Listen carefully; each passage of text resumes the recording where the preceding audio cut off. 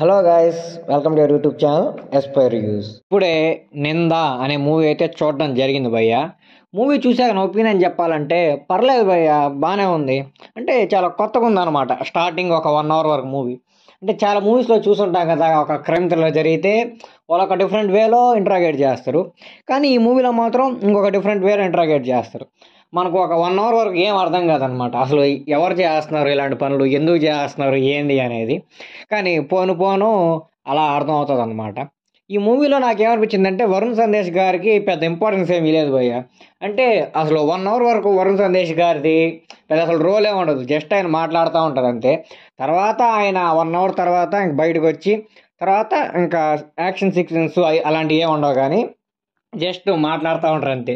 అందులో కూడా ఆ 1 అవర్లో కూడా నాకు తెలిసి గట్టిగా వరుణ్ సందేశ్ గారు ఒక 20 to 25 minutes స్క్రీన్ పేన్స్ ఇచ్చుంటారేమో అంతే. అది కూడా ఎక్కువే అనుకుంటా నాకు తెలిసి. ఆయన ఇంపాక్ట్ నాకైతే పెద్దగా ఏం అనిపించలేదు. అండ్ ఈ మూవీలో హీరోయిన్ కూడా ఏం ఉండదు. సాంగ్స్ కూడా ఒకటి రెండే ఉన్నట్టున్నాయి, కానీ అవి హీరోకి సంబంధించిన సాంగ్స్ కాదనమాట. ఇంకా దాంట్లో ఉంటారు కదా యాక్టర్స్, వాళ్ళకి సంబంధించిన సాంగ్స్ అనమాట. ఇంకా దీంట్లో క్లైమాక్స్లో ట్విస్ట్ ఉంటుంది అనమాట. ఆ ట్విస్ట్ ఏంటంటే అందరూ క్రైమ్ థ్రిల్లర్స్ చూసింటారు కదా, వాళ్ళైతే ఈజీగా గెస్ చేయగలరు ఏంది ట్విస్ట్ అని చెప్పి.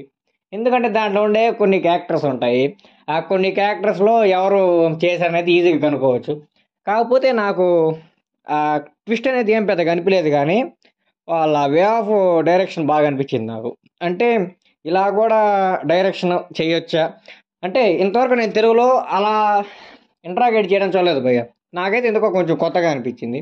కాబట్టి నాకైతే మూవీ పర్లేదు అనిపించింది. అంతకుమించి మూవీకి చెప్పుకోదగ్గ విషయాలంటూ ఏమీ లేవు. కాబట్టి ఇంట్రెస్ట్ ఉన్న వాళ్ళు అయితే థియేటర్కి వెళ్ళి చూడండి, లేకపోతే ఓటీటీకి వచ్చే వరకు వెయిట్ చేయండి. థియేటర్కి వెళ్ళి చూసే అంత గొప్ప మూవీ, అంత తోపు అని అయితే నేనైతే ఏం చెప్పలేను. కాకపోతే ఓటీటీలో వచ్చి నాకు చూస్తే మాత్రం మీరు ఖచ్చితంగా వర్త్ మూవీ అని ఫీల్ అవుతారు. కాబట్టి ఓటీటీలోకి వచ్చే వరకు వెయిట్ చేసి చూడండి అని అయితే నేనైతే చెప్తాను. ఇక మీరు థియేటర్కి వెళ్ళి చూస్తామంటే ఇక మీ ఇష్టం.